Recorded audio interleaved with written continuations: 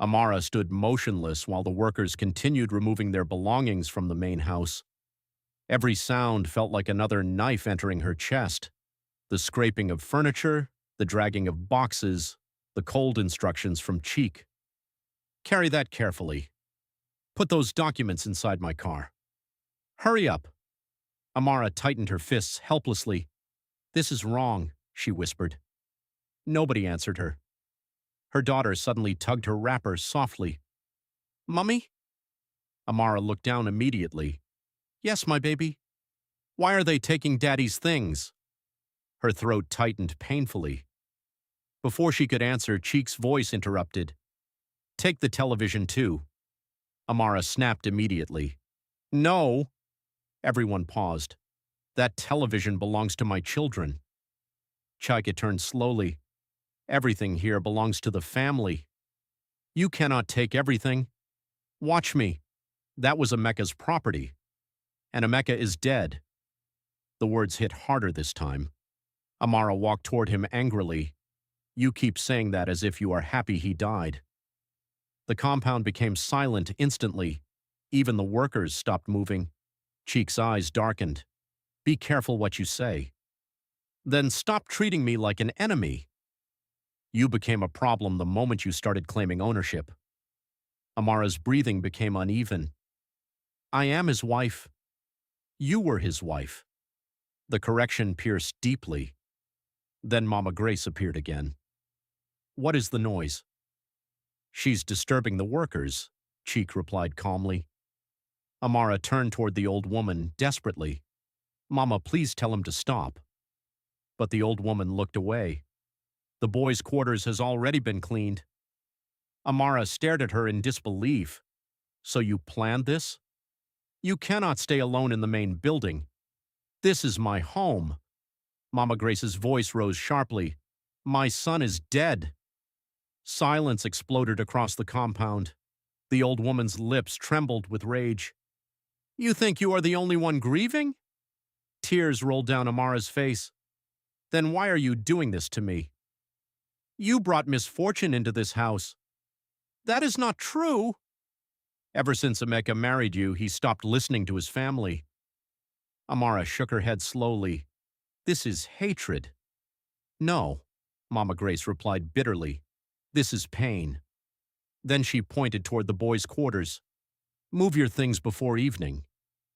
Amara stood frozen while the old woman walked away. At that moment, something terrifying settled inside her heart. Nobody intended to help her. Nobody intended to protect her. She was on her own. By evening, the boys' quarters looked like a prison cell, a small hot room, one tiny bathroom, broken windows, a leaking roof. Amara stood inside, holding her children while tears filled her eyes again. Her son looked around nervously. Mummy, are we sleeping here? Amara forced a smile that almost broke her face. It's only temporary.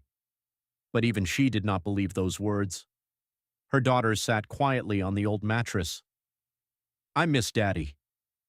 That sentence destroyed Amara instantly. She turned away quickly so her children would not see her cry, but her shoulders shook violently. That night, hunger entered the room with them. Nobody brought food. Nobody checked on them. The compound remained lively outside while Amara sat in darkness with her children. Finally, her son spoke softly. Mummy, I'm hungry. Amara closed her eyes painfully. She had not even realized the children had not eaten since morning. I'll find something. She stepped outside quietly and headed toward the main kitchen. The moment she entered, one of the elderly women blocked her path. Where are you going? The children are hungry. The woman hesitated awkwardly. Mama Grace said food should only be served to immediate family. Amara blinked slowly. What? You should prepare your own meals now. Shock swept across her face. You people want my children to starve? The woman looked uncomfortable. I'm only following instructions. Amara's voice cracked. Those children lost their father yesterday. Before the woman could answer, Mama Grace entered. What is happening here? Amara turned toward her desperately. Mama, the children are hungry. And, Amara stared at her in disbelief, we have not eaten all day. The old woman folded her arms. There is Gary in the boys' quarters.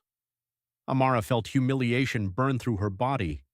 Mama, you are no longer mistress of this house. The words crushed the remaining strength inside her. Her son suddenly appeared behind her. Mummy, I'm hungry. Mama Grace glanced at the boy briefly before walking away. No emotion, no sympathy, nothing. That night, Amara mixed Gary with water for her children in silence. Her son ate quietly.